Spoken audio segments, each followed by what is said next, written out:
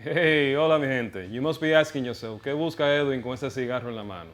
Bueno, hoy tenemos un tema muy interesante y un invitado muy especial. Cuban American, profesor, sociólogo y salsa dancer. Y hoy viene ese señor para hablarnos a nosotros sobre el impacto del turismo en Cuba, en la vida social y en la economía. The impact of tourism on Cuban social life and its economy. Hoy tenemos al profesor Alex Trillo. Bienvenidos a la sala.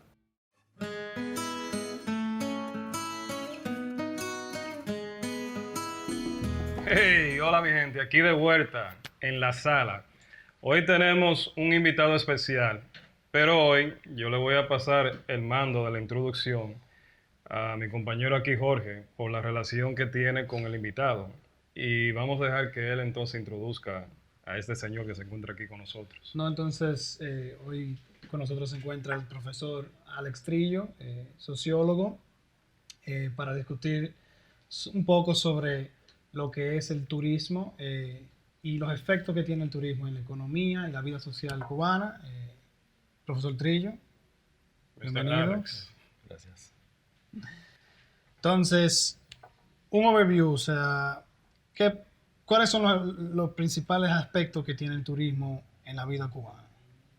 Uh, First, coming out of the what Cuba calls a special period in the 90s when the Soviet Union collapsed, and Cuba, of course, lost its major trading partner, and lots of subsidies, lots of people and organizations to sell things to, like sugar and so forth. They basically had to reinvent the economy. And like many places, tourism became a thing, right, to turn to. That's not particularly unusual. Most, developing nations and developed nations as well, right? Yeah, they rely a lot on tourism. That's a thing to try to develop, and so they did. So what's particular about the Cuban experience with tourism? Well, so like a lot of places, and this is the part that I'm interested in. This is tourism brings a lot of side problems, right? Brings a lot of issues around just the idea of a place taking its history and its culture and sort of turning it into some commodified thing that people consume. It usually comes with side off the books or black markets, as we call them, sex tourism, and so forth. But the Cuba case is been kind of interesting lately because it has this relationship with the United States, right, which has a big impact on who can go there, what can be consumed, and so forth. And in the last several years, we've finally seen kind of a thawing where we thought the United States was finally going to invigorate the relationship with Cuba, and perhaps allow folks to travel, spend money, and of course, being 90 miles away, a nation with a lot of money to spend on tourism. As Cuba was going through this process of reinventing its economy and getting into tourism, people began to get very excited about this possibility of people from here coming to spend their money there. Yeah. Some of that is driven by the fact that, even apart from the revolution and 60 years of a particular kind of politics, Cuba still has a very romantic relationship with the United States, right? They still look very fondly. It's like they have the capability to see both the good and the evil. The good and the evil, exactly. But it was a clear, like, hey, they have a lot of money, they go places, they spend money, we can use that money. This will work out nicely. And so in the Cuban case also, what's interesting is that tourism and the move to tourism and the move away from the special period to reinvent the economy represents a moment in which Cuba begins to reintroduce a lot more privatization, right? The move away from a completely centralized state-run economy, and they begin sort of issuing, licenses for people to work in small spaces. Some of the little bits of agriculture where folks could buy stuff from farms and resell in markets. But in tourism especially, things like private taxis, people renting rooms and apartments, stuff like that, or even more, co-op like ventures like the former yellow cabs that you might see in Cuba. Those are like group of people go in and they buy a taxi and they have to pay a fee to the state or keep paying for the taxi from the state and they drive the taxi all the way down to people who own an old car, right, that they make a private taxi and they can actually go out and get clients and they get to keep all of those profits and they pay a state fee to do that. This is where we really begin to see the reintroduction of privatization. In a nutshell, what I think happens is the United States begins to open the doors. During the Obama administration, we saw, a relaxing, no real changes per se in terms of laws, but a complete relaxing of the laws that are on the books, right? You can go to Cuba and do something like humanitarian aid. Before, that meant you had to have like a big group of people who were like, I don't know, bringing large sums of medical supplies or building houses and so forth. Now it means you can show up with a suitcase of stuff yourself and redistribute. People to people kinds of visits, that just means you're going to go there and spend time talking to people at a sort of street level, right? It made it easier to go. This brought in a lot of US travel, at least for like the first year or so, right? At that moment, Cuba makes some legal decisions or shifts to begin doing with, issuing more permits for people to do taxis, people to rent apartments, people to try to, sell things, artists and so forth. And we get a boom, right? It like really does begin to have an impact. And at some point in 2017, we see Cuba has basically reached the point about 500,000 people are licensed in private businesses, mostly in this sort of tourism sector. Okay. Right? So we're approaching like 20% of the labor market, Okay. right? And it looks good, right? People are making a lot more cash, right? Cuba has this strange sort of dual economy, the CUC, the CUC as they call it, the peso. The CUC is on par with the dollar. People are getting access to dollars. It's a lot more valuable. You can buy a lot more stuff. And you begin to see sort of like increases in the quality of life. This comes along at the same time with the Cuban government trying to improve the wages of the general workers. So most people work for the state, right? And now about 80%. They tried to increase those wages, but it came at a moment when they also then laid a bunch of people off. And seeming those people would be rotating into the private sector. Yeah. The big part of it is tourism. This started to look promising, right? It was a rough transition, but it was sort of working. And of course, then we had an election, right? And in that election, we got a new president in the United States. Wait, we have a president? We had something of a president.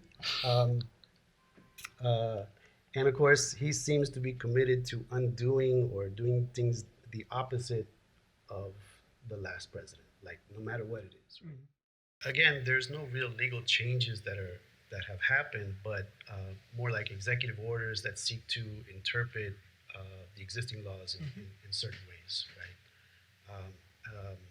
So in the past, right, under the Obama administration, you could travel under certain licenses, people to people, cultural, humanitarian aid, and do it more as an individual, which made it easy to go. But in the Trump administration, like before Obama, there's more of an emphasis on you have to do these things as a group through licensed groups, both in terms of like agents and groups licensed here, but also trying to get you to use formal, which are usually state-run travel agencies on the Cuba side. And this becomes important to what happens. Cuba is, of course, on this trajectory to try to privatize, and they're starting to let taxi drivers and restaurant owners and houses, right, apartment, renting either rooms or the whole apartment, do that kind of thing, artists and people selling things on the streets and so forth. But as we reintroduced the sort of traveling as a group within groups, informal groups, what happens is then we cut into that new U.S. citizen flow. The number of people from the U.S. starts to decrease because you now have to do this in formal groups, which is like more, in some ways more daunting and a lot more expensive, right? Formal groups have been charging folks upwards of like $2,500, $3,000, $3,500, $4,000 to go on a trip. But if you look up now, right on the internet, you can catch a flight for $350, stay in a casa for like $35 a night, right? And it just doesn't jive well. So that happens on this side.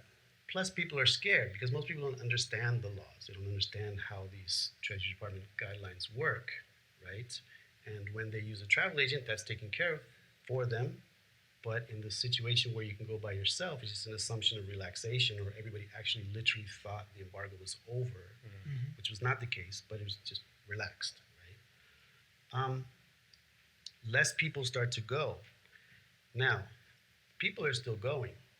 So there's one part on the Cuba side that continues to thrive, which is sort of the formal groups, right? Because people are still traveling in large, organized groups, right? Sort of as we did as a class. But the individual traveler becomes less. It's the individual traveler, people who go for like a week, might go for a weekend, people who just sort of kind of mosey in and explore, who are more likely to be using things like regular private taxis, renting an apartment or a room with somebody, eating in the paladar restaurants that are the old paladar restaurants, the ones that really were somebody's living room, right? With like a grandmother cooking in the kitchen, right? Now paladar means something a little bit more fancy sometimes. They have like these more elaborate kind of co-op run-ons. So it takes a toll on a particular segment of the tourist economy. And that segment is actually the privatized segment, right? And so it kind of presents us with this strange contradiction. The US is here, and seemingly someone like Donald Trump, right, would be all about business and private business and doing business. And so here are the Cubans kind of doing some interesting, creative, hybrid models of how to do capitalism, right? A very managed capitalism, interesting, collaborations with foreign companies sometimes, ways in which they're letting their own citizens do things, to be part of this reinvention of the economy. And it seems like it's starting to work. And all of a sudden, our business-oriented president kind of cuts into that, right? By cutting off that sort of more fluid, individualistic traveler who would use those privatized segments of the economy. Because the people traveling in large groups, are the ones who are more likely to be with a travel agent, using a big corporate hotel, using big buses, right? All the things that are still very state-run, not part of that privatized economy. So if you talk to taxi drivers on the streets now, this is the conversation, right? That they experienced a rapid increase in the number of tourists and people they were serving during the initial relaxation of the travel laws, when a lot of people from the U.S. were going. And I think it inspired people from, the U.S. opening up relations, I think, re-inspired a sort of lots of other places as well, right? To sort of travel in the same way. It becomes sort of like a global kind of romantic moment. Now, here's the thing, and this is something that when we went to Cuba, I really noticed. This new influx of tourists from the U.S. Wouldn't they have like a negative impact in the infrastructure? Because yes, they are privately run, but they don't have the resources to like fix all of this, crumble buildings and roads, and really old cars, for instance, too. Sure. So wouldn't this kind of halt to the influx, maybe help them to just like renew their infrastructure? I know they don't have the money for that, but that's something to consider, because at the end of the day, all of that might, calm down and make it dangerous for many tourists. Right. So it does sort of begin to push a lot of issues, right? Infrastructure questions, just the roads, right? Havana's a pretty trafficy place, right? It's a big city. It relies a lot on cars and buses and so forth. They're really decent drivers. The roads are not always in great shape, right? So it does sort of push that. It does sort of push the question of housing because, well, some parts of the town, like Vedao, which was more like built in the sort of 20s to 40s kind of era, is a little bit more up to date, right? But Havana Vieja and Centro, right? These are like really been beaten up. Vieja has been kept up a little bit in this sort of tourism project, but Havana Centro, right, is sort of crumbling. And so it does begin to push this sort of questions of like, hey, we need to fix buildings, we need to fix plumbing, we need to fix roads, we need, you know, as build new hotels, right? Because there's going to be a larger influx of people coming in. One of the things that actually makes the private apartment work or the private apartment market work is that there's a shortage of hotels, right? They're very expensive, they're not great, and so people actually like to stay in the apartments. And a lot of people go to Cuba with the idea that this is not sort of a sun and fun vacation. This is about learning about this project, right? So they like the apartment option. So you're absolutely right? And I think, you know, one other thing to think about is that sometime around the late 2000s, Cuba actually decided to start reprivatizing homes. We had this great conversation with a woman who owns her apartment. So at the moment in which they need to think about these infrastructure questions, right? Your building structure, your plumbing, right? All of these basic things that you need to survive, but also if you're going to participate in this market, now it's on you. The responsibility of like a private homeowner who might be making like $40 a month, right? So how do you manage that in a space where there's no Home Depot, right? And so it is pushing a lot of these sort of questions around infrastructure for sure. And it's not easy. It also pushes issues of inequality, right? Because if you happen to be living in a house, like say everybody's living in their house, right? The song stops, like musical chairs, you stop, this is the house you're in. And then they say, okay, we're changing the law, this is the house you get. And let's say, you know, you have a house that's like in Vedao that was like kind of still okay, good shape. And you're living in Havana Centro, but like your balcony is like falling off, right? Or like in the case of my family, the ceiling literally fell in the building because nobody ever stopped to care for the structure. It's a cement ceiling with these sort of wires that run through it, and you have to do some sort of like care to it over the years. The ceiling literally just fell in.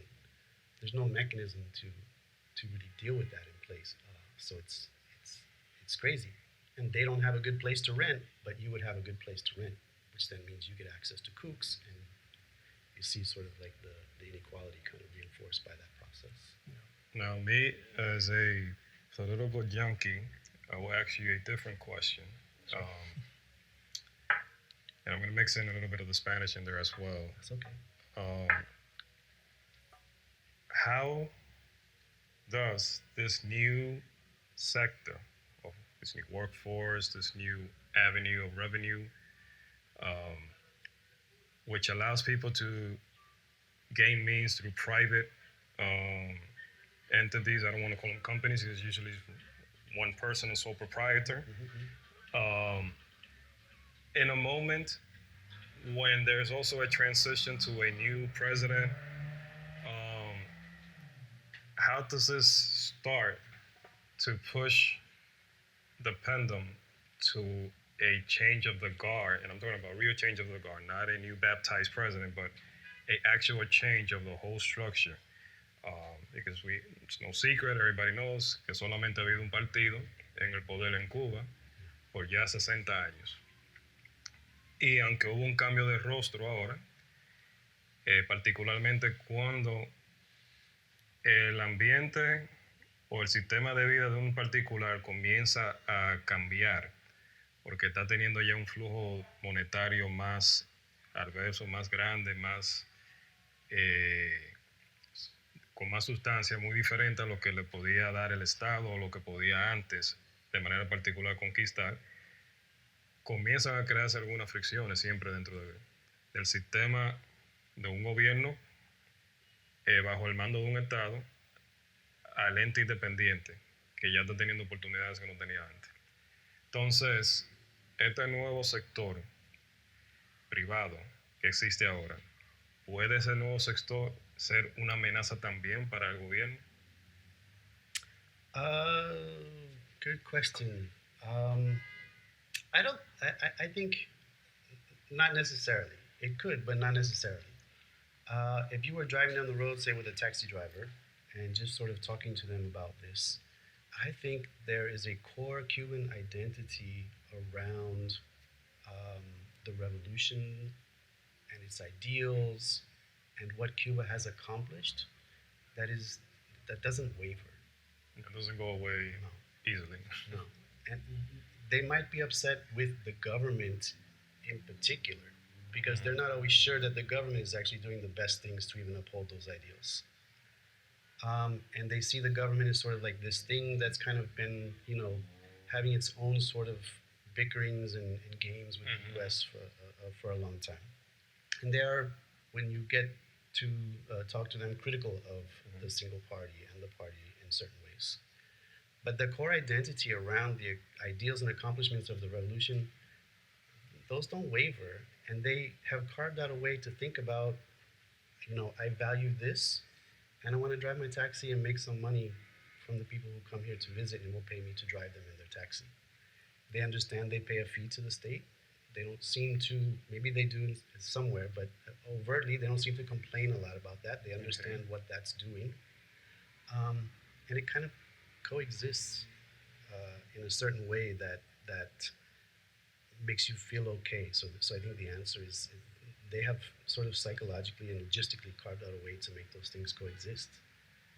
But at the end, if they're able to separate the government from the ideals, from the ideology, because it's no secret, there are a lot of people out there who do state, I defend, like you say, our ideals, our values, the revolution, but I have an issue with the government.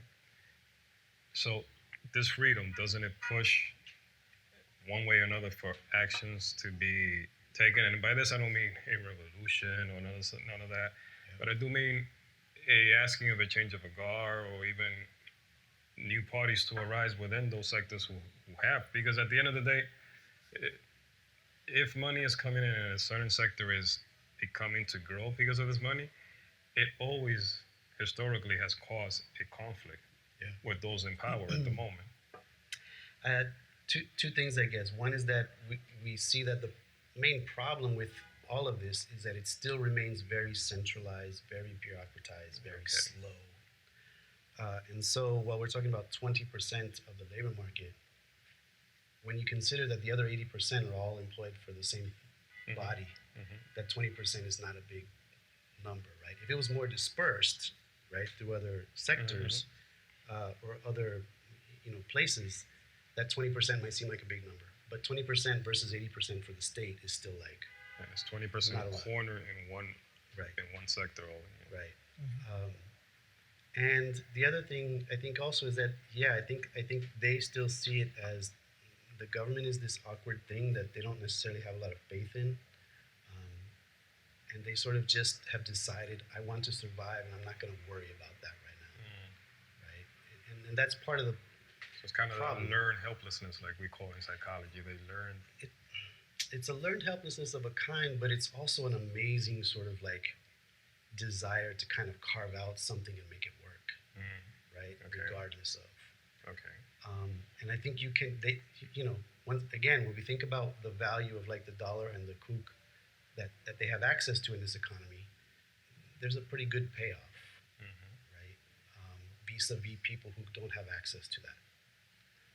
So they're making enough money to be content, I think. Okay. Right? The other thing to think about is that most of the folks who have access to the tourist economy, because they get the money, like to do things like fix cars, rent cars, fix apartments, and so forth, are usually people who have family in Miami or Union City sending remittances. These are folks who have family in the U.S. They're getting the remittances, dollars sent to them, that then they can use to keep up their old cars, to keep up, or even buy cars, right? To fix their apartments, to do things that allow them to participate in that economy. And so they're sort of content kind of with that niche. And relative to other Cubans who don't have access to that, I don't want to overinflate it or romanticize, but one can be very comfortable if you have access to a few extra dollars. Yes, every month, indeed. right? Relative to everything else. Bueno, ahora vamos a pasar un ratico al mueble para escuchar un poquito de música cubana, y habla un poco de salsa. Me dicen ahí que tú bailas un poquito, Trillo. You know what? Nos vemos ahora, señores.